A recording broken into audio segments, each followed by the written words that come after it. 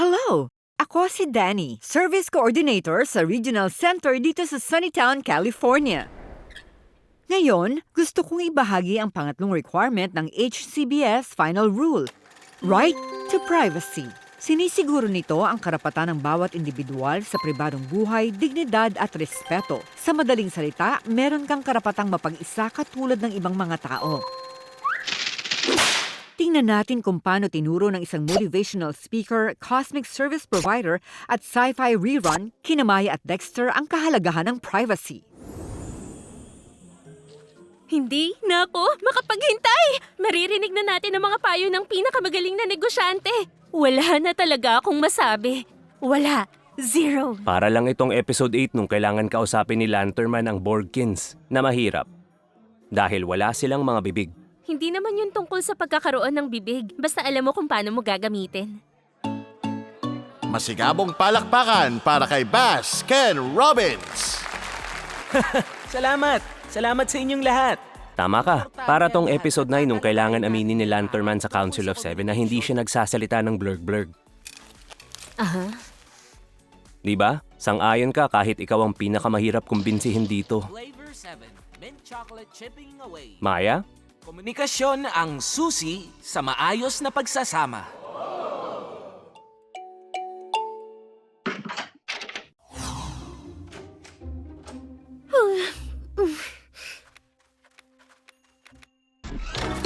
Simula na ng seminar. Wag muna ngayon, Dexter. Pero sabi ni Baskin Robbins na ang komunikasyon ay ang susi sa maayos na pagsasama. Alam mo sana yun kung nandun ka sa seminar. Wag muna ngayon. Please, hanapin mo si Venus at papuntahin mo siya rito. Okay, pero hindi ka makakapanood ng seminar. Nasa Flavor 7 na siya. Mint chocolate chipping away at anger.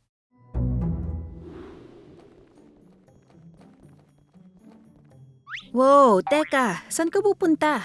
Tutulungan si Maya? Wag na, bumalik ka na sa seminar. Ako nang bahala dito. Uy, Maya, okay ka lang ba? Hindi ako okay. Kakastart lang ng period ko. Yung tampons ko nasa bahay. Hindi ako makasali sa seminar. Tapos wala pang laman ng machine. Hala, grabe naman pala. Pero wag ka mag-alala, akong bahala sa'yo. Kung nasaktan ko siya, dapat siguraduhin ko na okay siya. Hindi, dapat bigyan mo siya ng privacy. Gusto mo bang sabihin ko sa kanya yung nangyari sa'yo nung nakaraang linggo?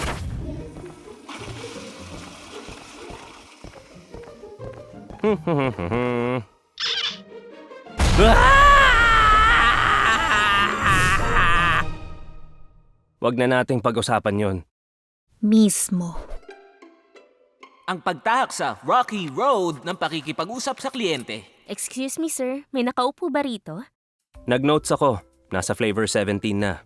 Marshmallow arguments. Softer is better. Pero kulang ako ng flavors mula 3 hanggang 8. Huwag kang mag-alala. Aayusin natin. Tulad nung tinulungan ni Lanterman ng president ng Saturn hanapin ng nawawalang balota. Talamak talaga ang interplanetary voter fraud. Salamat sa notes mo. Walang anuman. Actually, marami akong natutunan. Talaga? Totoo. Natutunan ko may karapatang mapag-isa ang lahat, lalo na sa banyo. Masaya akong best friend kita. Aba, dapat lang talaga. Ikaw ang pinakamahirap pakisamahan. Nakamit ni Maya ang kanyang privacy nang dahil sa tulong ni Venus at ni Dexter. Lahat ay may karapatan sa pribadong buhay, dignidad at respeto. Kaming service coordinators at providers ay narito para sa inyo. Kung may mali sa serbisyo mo, tutulong kami na itama yon. Tandaan nyo, ang planning team mo ay nagsisikap na maging person-centered sa lahat ng aspeto at ang taong nasa sentro ay ikaw.